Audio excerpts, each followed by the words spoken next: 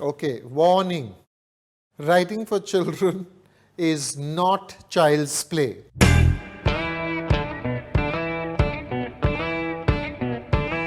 Writing for children gives you a limited set of tools. You can't put in dead bodies, you can't put in sex, you can't put in gratuitous violence, you can't put in all the things that make writing for other people easy. You probably think I don't need a masterclass. You probably don't. But if you learn something, you're up. And if you disagree with what I say, well, think out a counter argument, put it into practice, and you've learned something again. Hi, I'm Jerry Pinto. Welcome to my masterclass.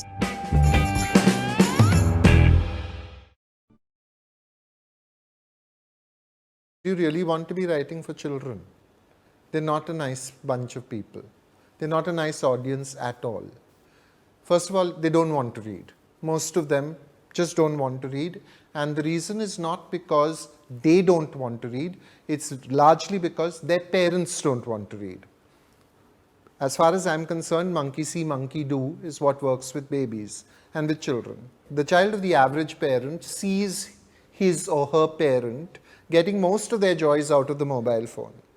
So they reach for the mobile phone instinctively. And everyone says, oh, so sweet, the baby wants the mobile phone. The baby doesn't want the mobile phone. If you were reading the book and you were getting a huge amount of pleasure out of your book, the baby would reach for your book. That's the idea. So I think when children are attracted to the screen, which is the kind of catchphrase for which I include television, computers, the internet, or your mobile phone, Instagram, whatever you're talking about, it's because they see that their parents are getting their joys out of it. So if you want a reading child, you need a reading parent. And you need books at home, and books that seem to be clearly a source of enjoyment to the parents. This does not guarantee you a child who will automatically be a reader. I wish it did. But consider it this way. Why do we have parks and playgrounds? Because some children want to play. And therefore, when you have a park and a playground, it is likely that the child will then be able to play a sport and will become a sportsman. But if you don't have any parks and playgrounds, there's not going to be much chance. Likewise, if there isn't a library, if there isn't a bookshop, if there aren't books in your home, it's likely that your child is not going to be reading. Now, let's assume that the child does not want to read. Can you imagine anything more bad karma making than making children unhappy? I can't think about it. The reason why we consider crimes against children so heinous and so offensive is because children are defenseless. And children have no agency, they have no power, they have no vote, they have no money. So we do pretty much what we want to them, right? And a child may want to play, but you're saying, no, you've got to read, because then your language will improve. Then you will become a more intelligent person. Then you will be ready to face the world. Then you can get a law degree or a medical degree and you can become very rich. Sounds terrible. I always say children have to naturally want to read. And when a child naturally wants to read and picks up a book and starts reading, that's the most joyous sight in the world. But it can't be mandated.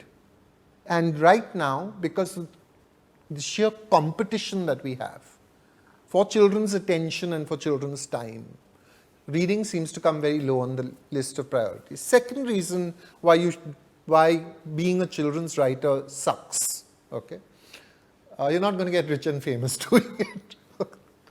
Think about it. When did you last open a newspaper and see a good full-length review of a children's book? Someone writes a children's book, it doesn't appear. You maximum might have a column somewhere the side of a paper, of a page where 6 books are jammed together, little paragraphs on each book, but no real analysis.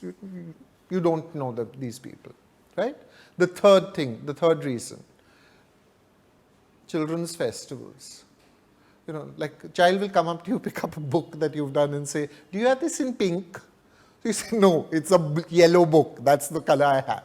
You should do it in pink. Then it would be nice. It's like, they're wonderful, they're cute, they're charming, but they're children. They get a pass. They can say what they like, right? And they can tell you that your book is boring. And they can show you that your book is boring by simply not reading it. Adults will read for a variety of reasons. to have some cocktail conversation, because everybody is reading the book, because this book won a Nobel Prize, because that book won a medal. They'll buy the book and they'll put it on their shelves. They may not read it, but they'll claim to have read it. Children won't read your book if it isn't sticky. If there isn't something that immediately makes them glom to the book and flow into that world, that alternative world that you're creating. Right? And the last reason. Many young mothers come up to me and say, I told my babies so many lovely stories, and they just love the stories. That is probably true. Children love the stories that their parents tell them, not because they are good stories, but because the telling of the story is tangible proof for the child that you love them. The story becomes the medium through which your love is passing into the child. You've put your arm around the child. The child's like beginning to fall asleep. It's late in the night. She feels so secure in your embrace. She's so happy to be there. She loves that story because she loves you and she loves that moment. And when you tell her the story again, she'll say, "Wo wali bolna." And you tell her the story again and she'll say, "No, it's not that way. You didn't tell it that way last time. Last time the cucumber broke open and the rats jumped out of the cucumber. Then now you're saying the rats were there already. Tell it again." She remembers everything about the story because it isn't about the story. It's about you. It's about her. It's about love. Right? Which is why the telling of stories is so important. You want your kid to read? Fold her into an embrace, hold a book and read with her.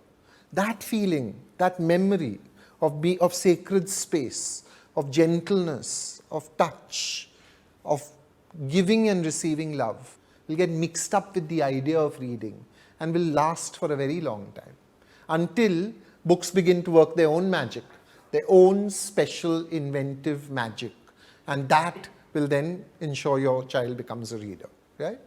Now, books for children, children's books. And who's the buyers? The buyers are mummy, papa and auntie, uncle. Auntie, uncle go to the shop and they think, now I have to get something for Chunnu, Munnu and Tunnu because Chunnu, Munnu and Tunnu's birthday is coming. So what should I get them? I should get them the great big encyclopedic book of facts because they can read one fact every day and in 365 days they will have 365 facts. And having facts, my gosh, that's so important because general knowledge quizzes happen. There's another kind. There's the sanskari mummy, papa, uncle, auntie. They go and they look for the illustrated tales from the great classics. The Ramayana, the Mahabharata, the Bible, whatever it is, Mullah Nasruddin, which is why children's publishers also all have a hack at this. Everyone does one of these. Okay? So the bookshelves in children's sections are just groaning with moral lessons for children. How to be a Klavya. Really? How to be Abhimanyu. Sure you want? How to be. Not how to dream. Not how to imagine. Not how to relax. Not how to just have a great time. Not how to laugh. Just how to be a good child. Really? Why do you think children don't like books? Because the book seems to be reaching a finger out and waving at them saying, I know you're a bad child and you need to be changed. Yeah? So, there's mummy, there's papa, and there's uncle, and there's auntie, and they have money and they are buying the books. Now, let us imagine that they go to the bookshop and they are looking for a nice book for Chunnu. I did a book called Fizz Fuss Boom, which is the story of 3 farts. Okay. Whenever I tell children that I did a book about farting, the eyes pop open and they start laughing because the word fart is enough. And that an uncle said it. I'm not an uncle in my head. But in their heads, I'm an uncle because I'm old. Anyway, because uncle said fart, they're giggling madly already. There's pleasure. That's called pleasure. Yes, it's the pleasure of breaking social rules. You know, the thing that good children don't say those dirty words. Huh? Captain Underpants works because it's about underpants. It's as simple as that. So, if you have any desire to buy a child a book, take the child along now. Say, go, choose, buy the book for the child. Let it be a book that the child, that you think, oh God, no, you'll bore of it in 10 minutes. That's the child's choice. When children get agency, when they get control, when they get to choose things, they love it because it's so rare in their lives. So let them choose. The second option, if you don't want them to choose, is to give the book coupon. But if you're the uncle, auntie who's giving book coupon to Chunnu, then you know mummy, papa will take the book coupon out of Chunnu's hand and buy encyclopedia of useful information for little boys who want to get into IIT in 10 years. Yeah? So don't do that. Book tokens, parents will subvert. If you're a good uncle, auntie, just take the child, take them to a bookshop and let them buy what they want within your budget. Children will think of you as a cheapskate, but they understand budgets also. Instinctively, they understand budgets. So just do that for the kids that you know and that you love.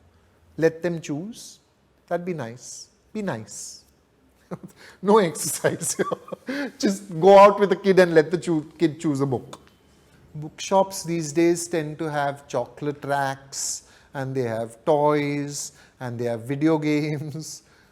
And Chunnu is going to ask whether you will get her a video game. That I leave as a dharam sankat for you to decide.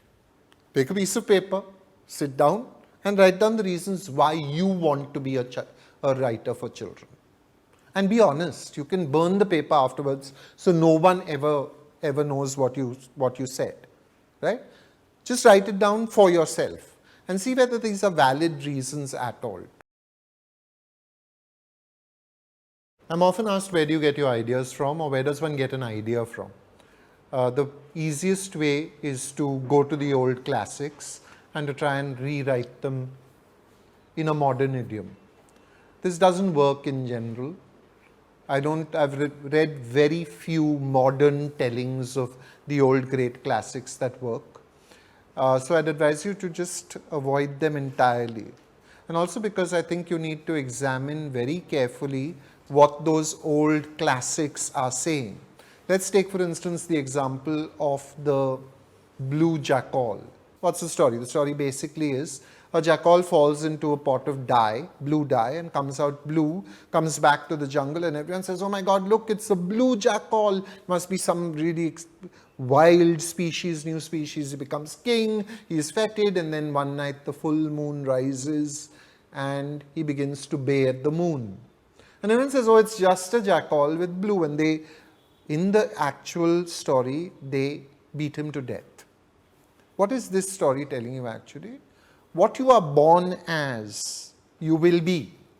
You cannot change that essential you. Whether you get an education, whether you go to the city and get a blue coloring, a degree, you'll still be who you are. Is that the story you want to tell your children? Is the question I'm asking. Let's take the other famous story of the fox and the crane, who were very good friends, and the fox is invited to the crane's house for dinner. And the crane serves dinner, but in long, thin, pointed jars. Her beak can go in, but the fox can't eat. So the fox starves that night. He's annoyed, as anyone would be, and he says, thank you very much for dinner. You must come to my house for dinner. And so the crane duly goes to his house for dinner, and there he has served food on big trays, flat trays, and the crane can't eat. Two things that the story is telling you gently. Don't eat with people who are not like you.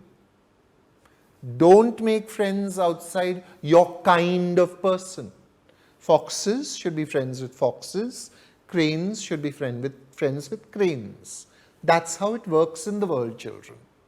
And you think then your child is going to believe in diversity and tolerance, all the wonderful things that we want them to believe in?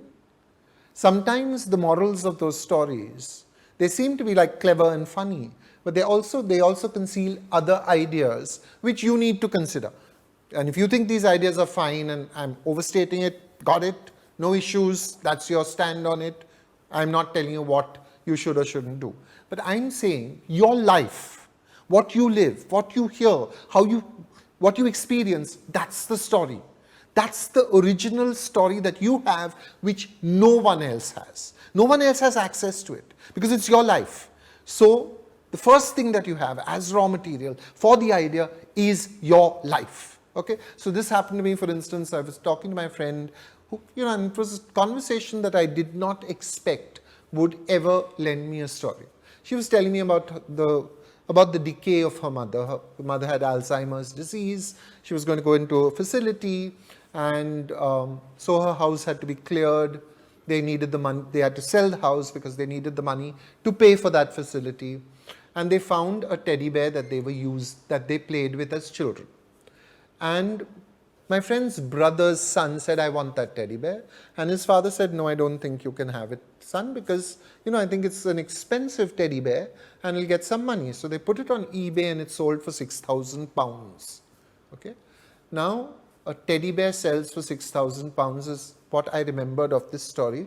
I'm going on the way home, I'm thinking, I grew up with teddy bears whom I loved desperately because I was an unhappy child.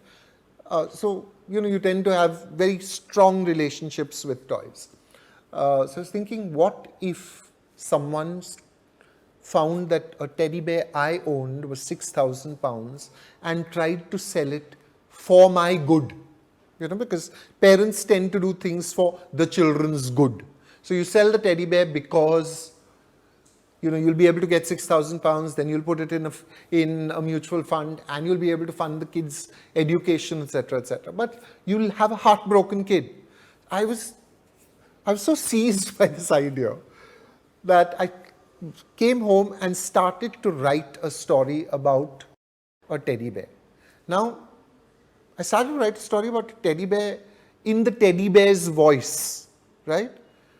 But it didn't occur to me that I was writing a short story for children or a novel for children. It didn't occur to me that this was for children at all. For me, it was a very serious working out of a terrible thing that I had, a sudden fear that someone might sell my teddy bear for £6,000.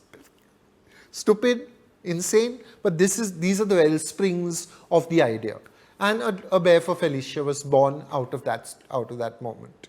I wrote it and I finished writing it. I sent it into my publisher, who read it and said, "Oh, it's a really charming story for children. Puffin should do it." So I said, "Oh, well, okay." Then came with children's books, there's often, how shall I put it? And you've got to do a kind of dance with your illustrator. The illustrator comes into the picture, and then whether you like it or not, there is an illustration inside your head. There's some sense of what you think your teddy bear looks like. The teddy bears I kept seeing were not wise teddy bears. My teddy bear was wise. She had lived about 100 years. She had a wealth of experience. She had gender fluidity. He'd been a boy teddy bear at some time and he'd been a girl teddy bear at some time. Because, the needs of children are different. So sometimes we'll read masculinity into a teddy bear and sometimes you'll read femininity into a teddy bear, and that's all right, I wanted to say. Okay? And I just kept getting these teddy bears which I didn't think worked. Then finally there was a teddy bear that worked. It looked like he had a little gravitas, he looked like he had a little wisdom, and he looked like you could put your head on him and sleep as well. And it's a difficult call, but finally the illustrator came through and I was very pleased with it. But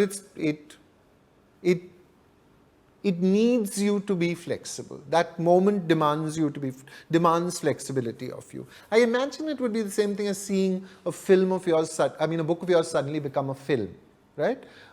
Is that how you imagined your hero? Is that how you imagined your central characters?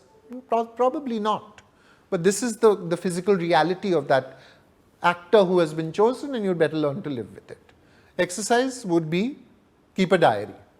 Simply keep a diary. And don't keep a diary with the idea of trying to butterfly, net, trap ideas as they come down. the pike. They don't come that way, okay? What will happen when you keep a diary is that you will begin to narrativize your life. You'll begin to tell the story of your day. So again, when you're writing a diary, don't say got up in the morning, made breakfast, did this, did that, did the other. Instead of it, choose one element of the day, one scene, one moment. Suppose, for instance, your boss like really blew you out for something that was not your fault, right? Now, just try to write that sermon that she delivered.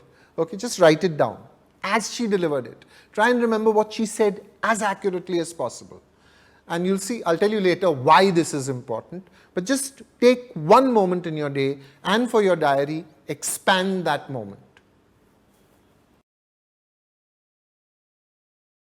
Technically, we all know who a child is. Actually, though, it might be a difficult question because we now seem to have divided the whole world up into toddlers and pre-toddlers and level 4 reading and level 3 reading and young adults and adolescents and But technically speaking, everyone under the age of 18 is a child, and that's who you're writing for, right?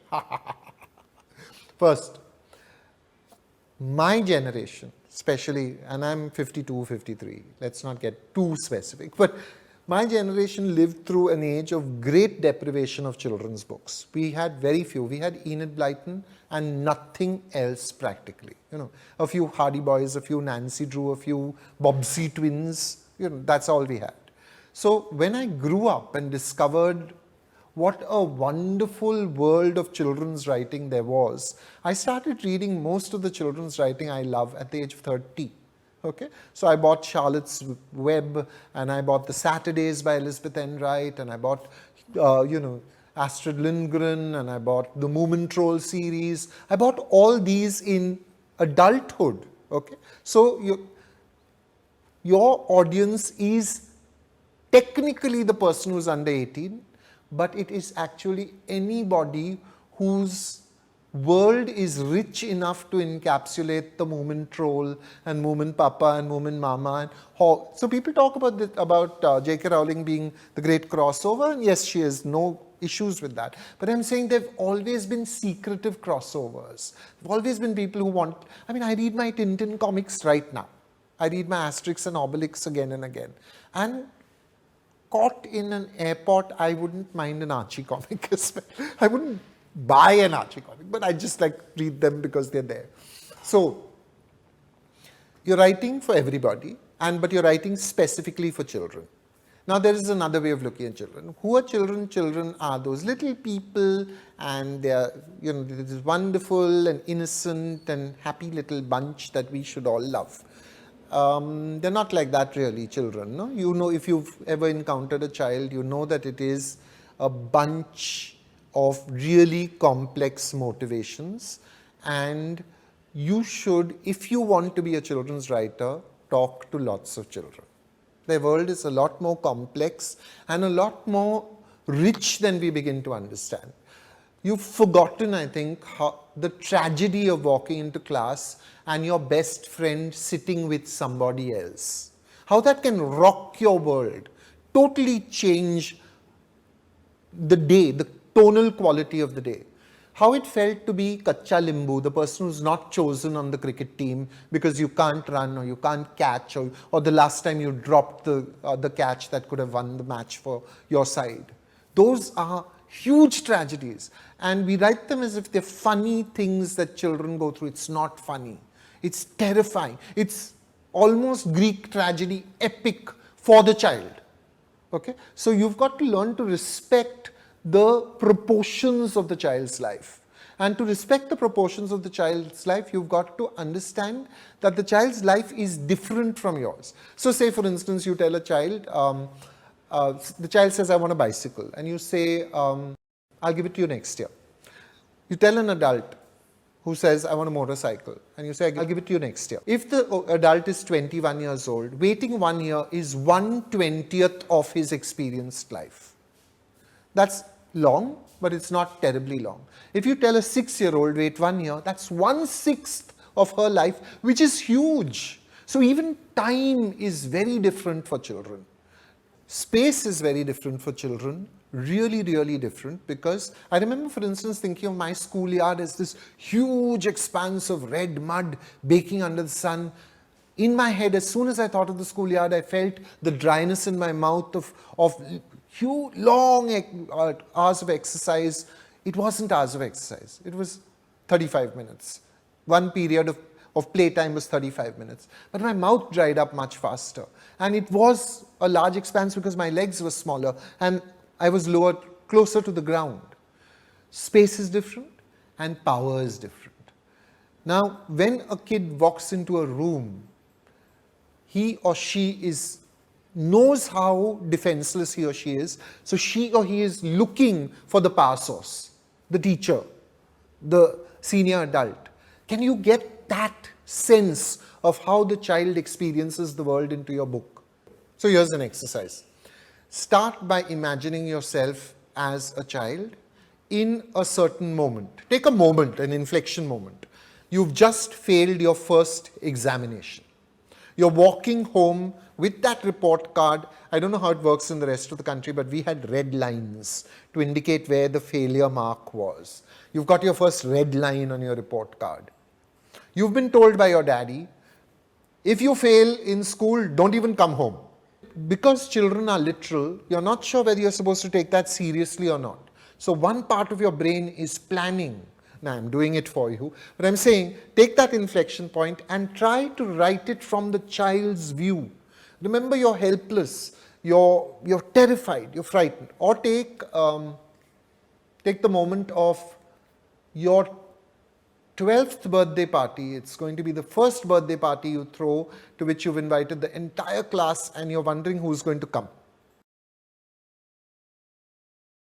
What often worries me is that I get books that have been written by children, and I always think this is the time at which they should be reading books, not writing books. I'm not ageist. I don't think it's a problem if a child can write, but I think it's often a parent who's at the back of this enterprise pushing the child to write a full-length book and taking all the pleasure out of creation by insisting on certain things that happen. So I think child writers, parents of child writers need to be much, much more relaxed about publishing the children's work. If your child is a writer and is writing, hey, that's wonderful. But just enjoy the fact that your child is writing, and don't necessarily make it seem like the child has to have a book published and it has to come out, and okay, I'll pay money to get it come out. That's all CV-giri. It's like, trying to start the child off on a career of success very early, and it just creates huge quantities of stress in the child, which can't be good, can't be nice, okay? So, but what worries me when I see these books is almost inevitably the child who stars in the book is called Peter or Sally, and she lives in Theakston Castle. Now, I have nothing against like upper caste children featuring in books, no issues, everyone should feature. But why are they Peter and Sally? It's not as if Peter and Sally are Baptist kids from Nagaland or Roman Catholic kids from Mangalore. They are Peter and Sally who have blonde hair and blue eyes. This tells me that there's been a failure. It's not the children's failure, okay? Children don't fail, in my opinion. We fail children. So when children have been brought up on endless stories about Peter and Sally on a Cornish beach eating hard-boiled eggs and scones for breakfast, they begin to want to write like that because they've not read enough books in which there is Harish and Leela and Rafiq and Saira, in Matarpakadi or some such village. That means that the variety and difference in your child's reading list needs to be looked at, seriously looked at. Yeah? Having said that, therefore, character. Who is the character? Again, let me go back to that great big load, that mind that you have, that you're carrying about, without knowing it, memory. You have memory. Now, all you have to do is go back and think about your school class. Think about the wide variety of children. I hope it was a wide variety of children in your school class. I hope that your school was genuinely inclusive. But if it wasn't, your community, all the people you've met, all the people you've talked to, you may know some things about their lives, you may not know others. But you're writing a novel. You can patch in the things you don't know. You can invent coherent stories for incoherent people. People often don't have a credible reason for doing what they do, but fiction demands that we give them credible reasons, right? That's the point of fiction. I can walk out of a relationship, say with a friend, because he forgot my birthday 3 years. In a book that works. But I just get bored and I don't want to talk to that person anymore and I just stop talking to them. It's very difficult to pull that off. You actually need to give these reasons. You need to work it out. So when you start building a character, when you start populating your story, beware the tendency to build a character based on a mannerism, a stutter, a stammer, who is always afraid. People aren't always afraid, they aren't always brave either. You could have a character who, for instance, is brave about confronting adult authority, but is terrified of moths. That's how people are. Some people can do stuff and some people can't do stuff. And it's very nice if children read about someone who's brave at one moment and is not brave at another moment, because that's what their life has been like. See, if they're supposed to relate to the book, if they're supposed to relate to the characters, they are supposed to relate to their interior lives largely.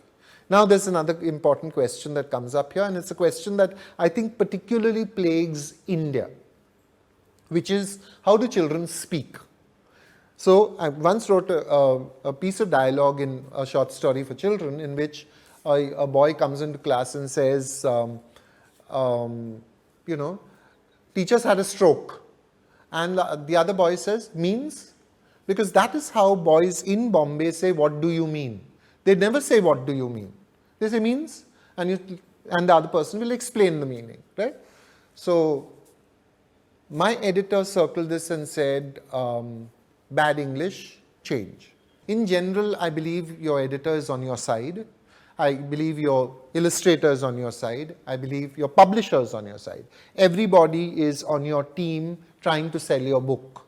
So they may not get what you are doing, but they are working with good intentions. So if you approach them with the assumption that they have good intentions, the conversation is likely to get easier. So I started by saying, this is how boys talk. They say means. So she said, yes, but when people advise books for libraries or teachers read books and they see bad English, what they see is bad English, then they won't let the book go into the children's hands. Now, it seemed like a logical thing. It seemed like something that you should consider. Yes, you do want your book in libraries. Yes, you do want your book recommended by teachers. Yes, you want everybody sort of on the same page as you. But do you have a problem, is the question that I had to ask myself. Jerry, do you have a problem with changing this line and making him sound wrong? Not like a little boy.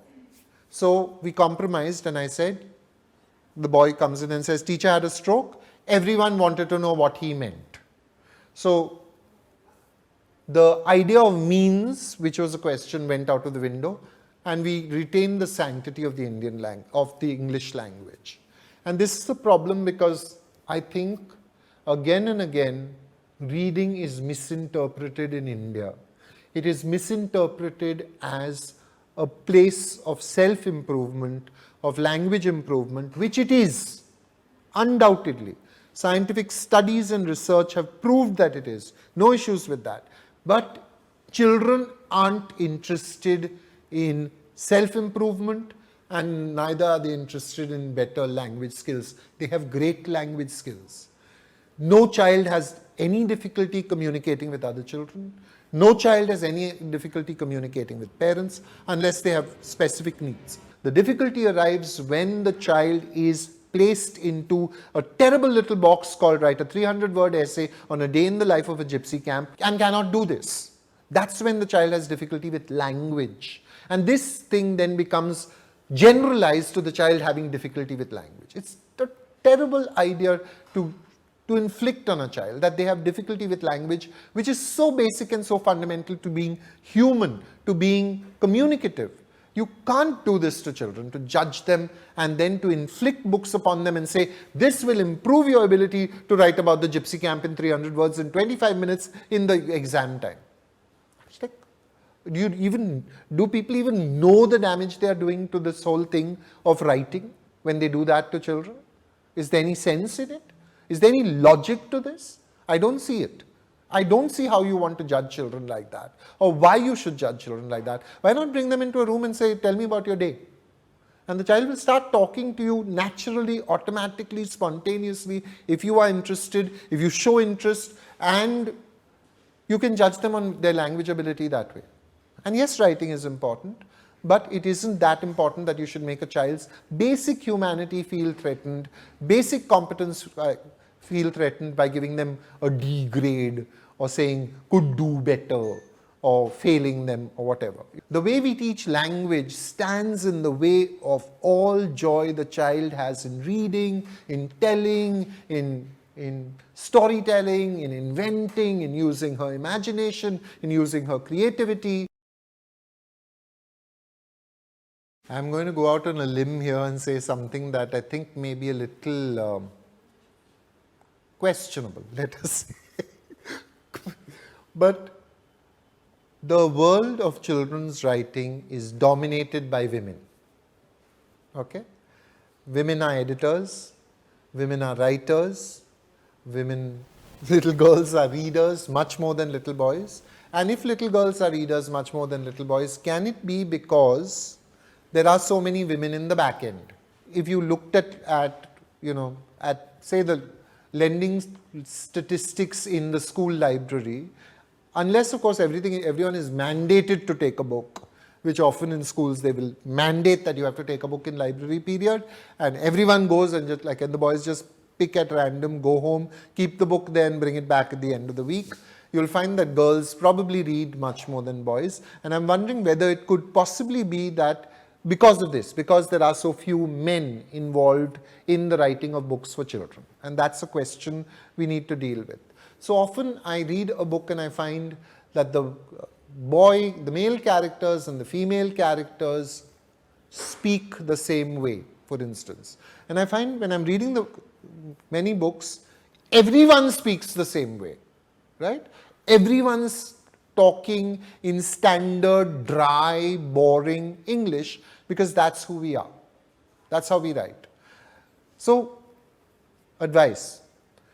When in your world again, in that great big mine you have, in that huge treasure house which is your life, you will notice there are people who speak in very different ways. Perhaps it would be a good idea to try and understand what makes them sound different. How do they sound different? You risk making an old woman sound like a ponderous old lady, and you make a little boy sound like a slightly stupid version of a little girl. All that is possible.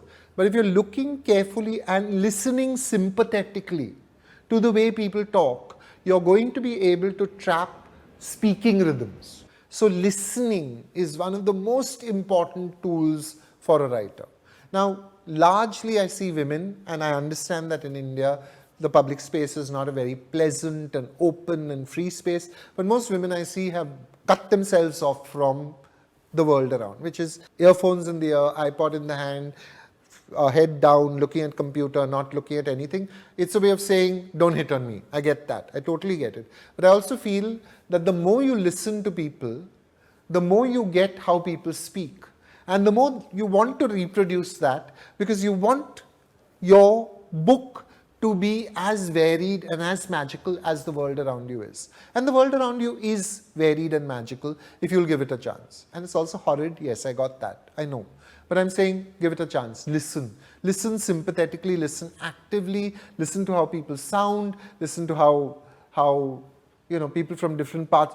Consider India, how many different accents and ways of speaking and sounds there are in one nation. How come we don't have like a really much richer storytelling tradition than we do? Why does everyone sound like someone who came out of Wren and Martin? You know? Exercise, do a conversation about something. A little boy sticks out his leg and trips a little girl and they have a conversation. Okay? A little girl sticks her legs out and trips a little boy and they have a conversation. A teenage boy sticks out his leg and trips up a teenage girl and they have a conversation. How are these going to be different? They may be saying much the same thing, but are they going to be saying it in different ways? Test yourself and see.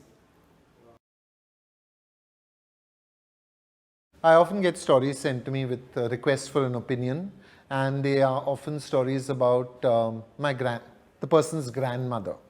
And the person's grandmother was a beautiful woman and she loved cooking a certain kind of dish and she was very sweet and she wore this kind of sari, and when she hugged me I could smell patchouli and I could smell etc. etc. And you can see how much love that person feels for their grandmother.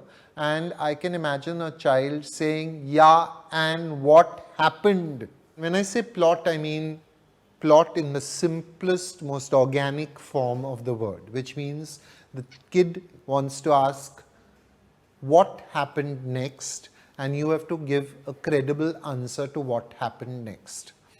This sounds, of course, like, oh, what about atmosphere and what about ambience and what about the interior life of the characters? All very important, yes, but make sure the kid will turn the page and will keep reading because he or she wants to know what happened next. You can delay things, you can slow down things, but know that you're doing this at the risk of the kid jumping paragraphs, okay? I know. We all write books with the hope that every single word will be treasured and will be read with attention and love because we put them down with attention and love. Kids not like that. They see a big chunk of paragraph which looks like it's a description and they'll read 3 words, castle, imposing, turrets, and go on to the next paragraph where someone says something. There's a lovely line in Alice in Wonderland, I think it's in the first book, where she's dozing by her sister and she says her sister was reading a book and the book had no illustrations and no conversation, and what is the use of a book with no illustrations and no conversation? I think that's a very wise and sensible thing to say. Illustrations, conversation, and what happened next keeps the child interested. It produces stickiness, and you can, of course you can do a book which is all about feelings, all about emotions, all about the interior life of the character, all about an impressionistic description of landscape. Entirely I would never say you can't do it. I'd say it just takes a lot more skill at that to keep your audience interested than it does when you have a plot or a plot device. As an exercise, if you are ever interested in writing a novel, give yourself the terrible task of writing a one-liner. Just the one-liner. What is it that this book is about? This book is about the finding of the identity of the man who kept stealing rabbits from the rabbit hutch inside Mrs. Shah's farm. There you are. Now once you've got that established, you can work your way around, about and over and under, and finally you can throw this out if when you're writing your novel, you find it's not about the identity of that rabbit stealer, it's about, rabbits themselves. Maybe the rabbits will take over the story and you'll have another Watership Down on your hands. Any number of things can happen, but it's a very good thing to have to know exactly what you're writing, to stay and to keep checking as you look at that. As the chapters develop, are they adding to this or are they not? And if they are not, and you still are happy with what you're writing, feel free to throw out your one-liner. No problem. But it helps you if you know what you're doing. Good ideas for books are really rare. Good new ideas. Good ideas for marketing books are as rare as hen's teeth. The standard is let's have a reading at your local bookshop. The people who turn up for this reading are your friends and family. They would have bought the book anyway. You had only to pick up the phone and say to them, I've got a book out, and they say, oh, how sweet, very nice. Though the standard response in India is, when am I getting my free copy, of course. That's the standard response. Because everyone expects that you wrote the book for fun and that you put all that time and effort into it just because you wanted to give away free copies of the book. That's one way of looking at it. But most of your friends will get used to it after your second or third book. They'll realize that they have to start supporting you by buying copies, or you should tell them, support me by buying a copy of my book. If possible, buy multiple copies and give it away. Tell them, because they need to be told often. Yeah, so they'll go and buy it. So now, how do you actually think about marketing your book? Well, these days, social media is a great idea. Okay? And you should not feel at all ashamed of making your social media presence into one large, big, vibrant marketing tool for your product. Okay? Because the rest of the world uses social media as one big, large, vibrant tool for marketing themselves and their own lives and their vacations and what they ate for breakfast and what mommy made them for breakfast. You've got a book. You need to put that word out about the book. So yes, on your Facebook page, picture of the book. Your Facebook identity picture, take that out and put the book there. The Facebook banner, create something for it. Create something for everything. Go on Instagram, bomb them with your book, because no one else is going to do it for you. Some people get bored, they'll stop following you, they'll unfriend you, yeah, whatever. Those people you can lose anyway. Your book comes first, do it. Third, does your book have some special audiences that could possibly be interested in it? Like, for instance, say if you wrote a book about depression, right? Is there a counseling center near you? Is there a place where counselors are trained? Is there a place where where a group of people gathers who've been through emotional or mental problems? Do you want to consider getting in touch with them, suggesting a reading, suggesting an interaction, suggesting a way of looking at it? I know you wrote the book. That's your job done, right? And someone else has to be looking after the marketing, and someone else has to be looking after the distribution. Someone else has to be doing all those things, but don't work that way. Not in my experience. What happens with most publishing houses is that they are in constant motion.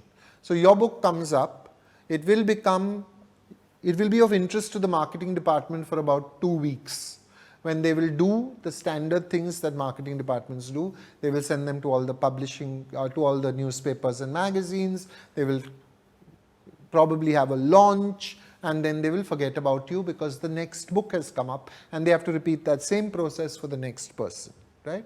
So you've got to be in charge of your own publicity, you've got to drive your book fairly hard, I would say.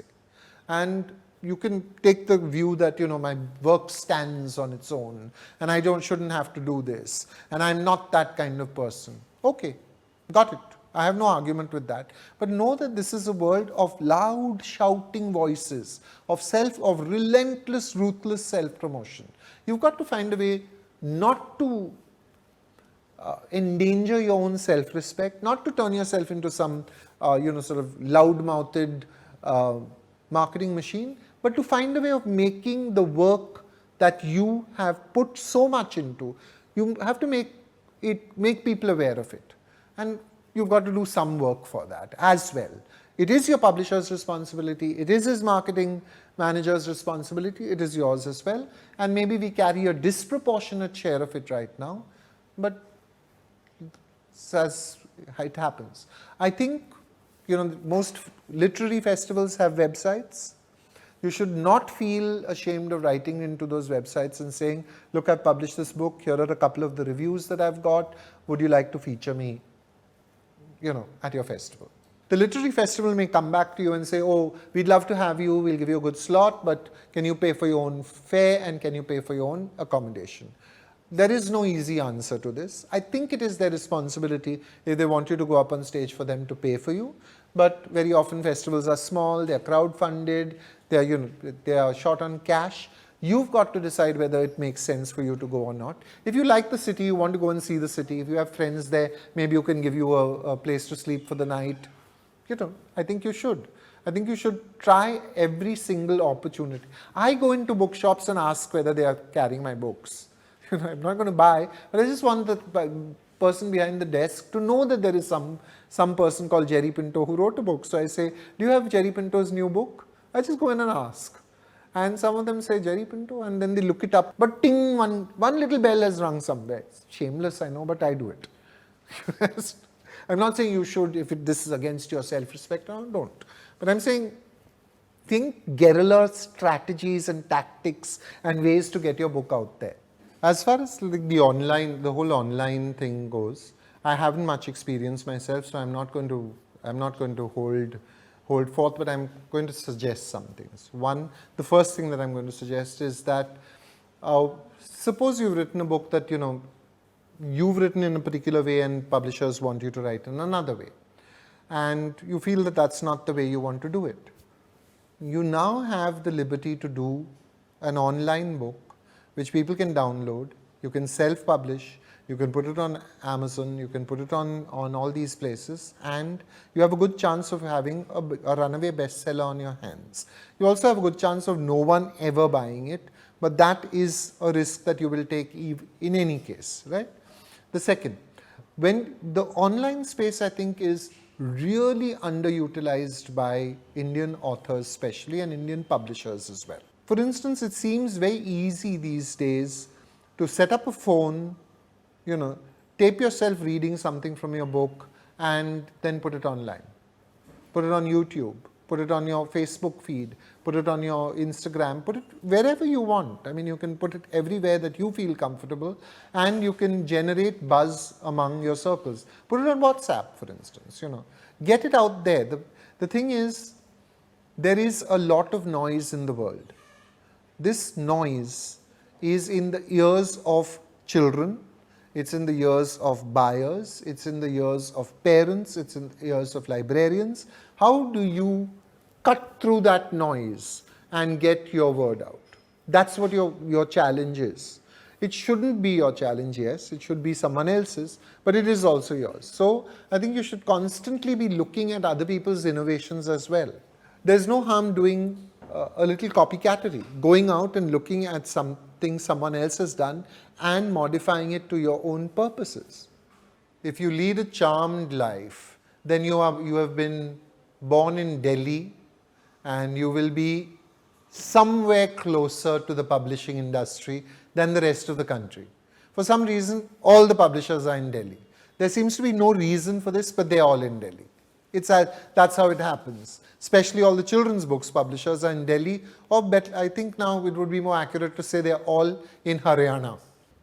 One simple thing that they could do is to go out of their comfort zones and visit other cities. How about everybody goes 1 year, all the publishing industry decides we are going to do northeastern books this year, and everyone spreads out. One publishing company goes to Imphal, one publishing company goes to Gangtok, one publishing company goes to Guwahati, one publishing company goes to Arunachal Pradesh. You spread out and you just go there and you sit down and you say, okay, where's the local authors?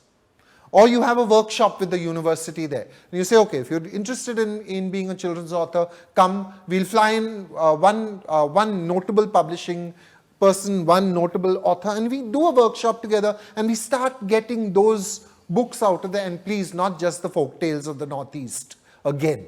Okay, we actually do, what is it like to be growing up in Sikkim, in a small little village on the top of a mountainside, clinging to a mountainside, where one landslide can cut you off for 3 days. Where's that story? Okay, that's what I'm looking for. The second thing they could do is actually consider with some real interest the things that come to them cold.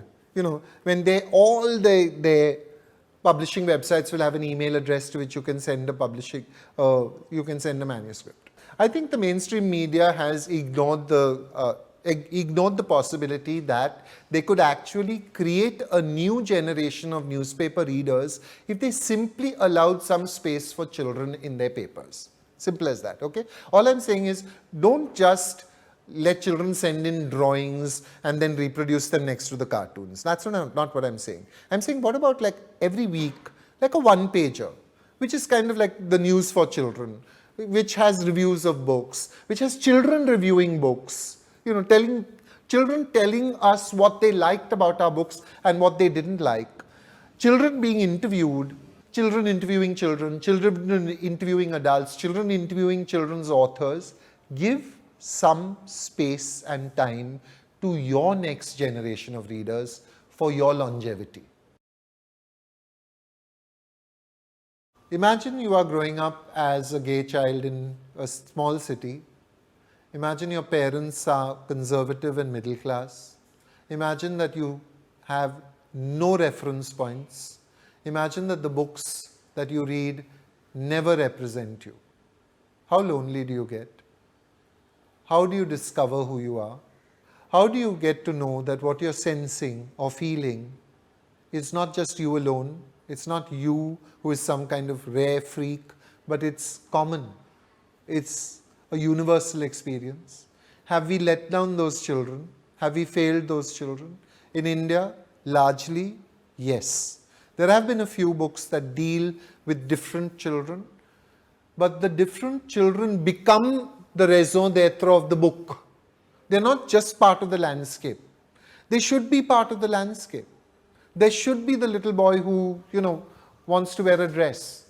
There should be the little boy who wants to play with dolls. There should be the little girl who just isn't the standard issue little girl, though that is much easier to do. Because femininity is at a discount, I think a girl who chooses not to be feminine is acceptable.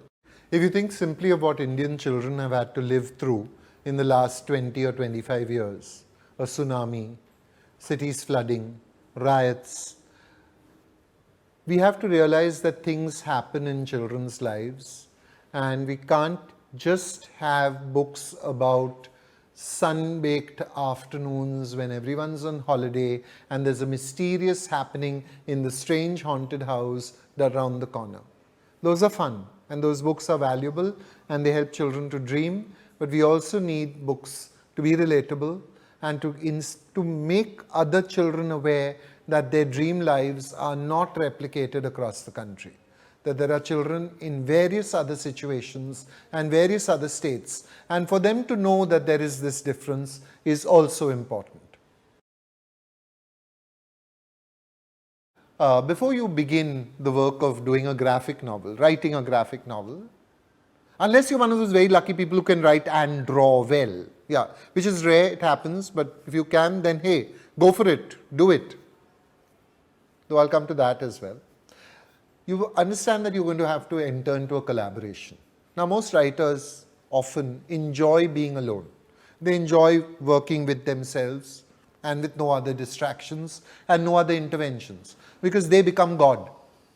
You control everything that happens in that world. Lo, with a dot, I damn him. You can just simply say to yourself, and then he died, and one of your characters is wiped out. Or she left the country forever. Character's gone. And then the wild witch of the West shrieked and vanished in a puff of smoke. You've done it. You've done what you want in your book.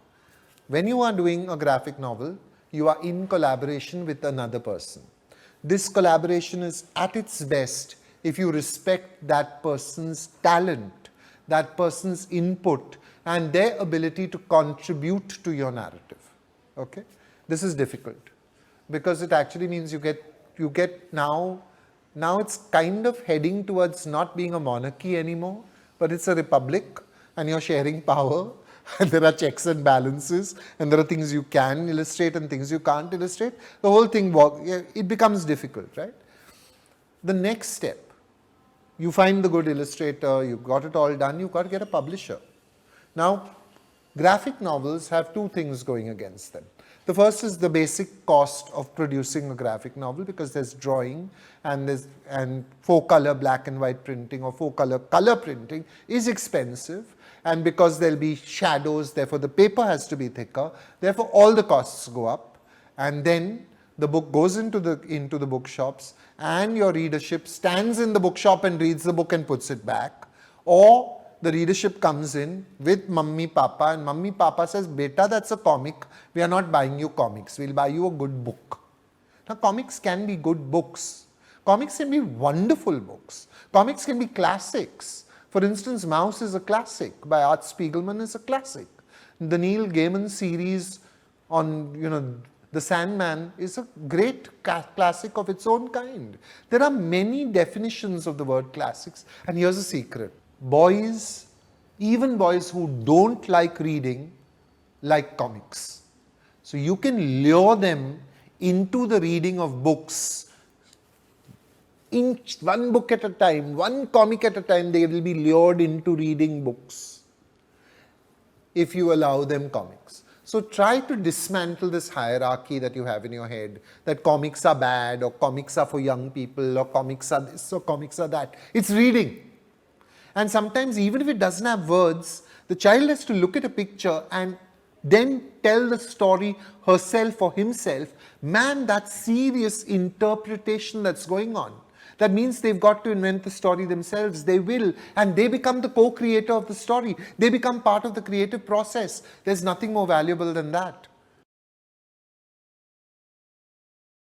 When you're building a world, which means when you're writing a book, you have to make sure that the parts of the book and the parts of that world cohere together.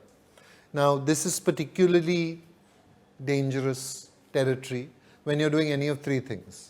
One is you are writing historical fiction. The second is when you're writing futuristic science fiction, or when you're doing fiction that is set in a landscape that you are not familiar with. Okay? I'll give you an example, very simple. As far as anachronism goes, like getting things wrong in time, that's dangerous, but it's not heartbreaking. It just disrupts your believability at that point in time. So when someone writes about a Bombay bus, that the bus conductor whistled and the bus started, everyone in Bombay knows, who has traveled on a bus knows, that bus conductors in Bombay do ting ting. They ring the bell and then the bus starts. Everywhere else in the world, in India, the bus does start when someone whistles. It's a very small, simple mistake to make, but it can jump out at you. With historical fiction, what happens is the tendency to try and dress up, especially the conversation, with these and thous and prithis and whatnot, which is not necessarily very useful, because first it looks unnatural. Second, we are not even sure that people spoke that way. They may have written that way, but they certainly may not have spoken that way. And third, it just slows you down and slows down the conversation. So better try and keep it as simple as possible. With science fiction, I always point to the mobile phone. Okay? In all the science fiction I have read, no one ever imagined that convergence would come onto your phone. It was always the computer. Because the computer was kind of like a symbol of all that was modern and all that was different. So obviously convergence was going to happen there. And no, it didn't. Now everything, whether you're taking a photograph, whether you're talking to your grandmother, whether you're sending a map to a friend, whether you're locating yourself in time and space, whether you're revealing your location in time and space, all this happens on your phone. So the tendency is that you tend to get things wrong. But that's all right. It's nice to take a couple of risks. But you have to keep looking at your work and trying to make sure that the patterns cohere. And that can be a little difficult. So often I would say with first-time writers, stay with home territory. Stay with what you know. Stay with an area you know. Stay with a landscape that you're familiar with. Stay with the gender you're familiar with. Stay with what you're familiar with and then experiment on the basis of the greater surety, the greater assurance that you develop as you mature as a writer.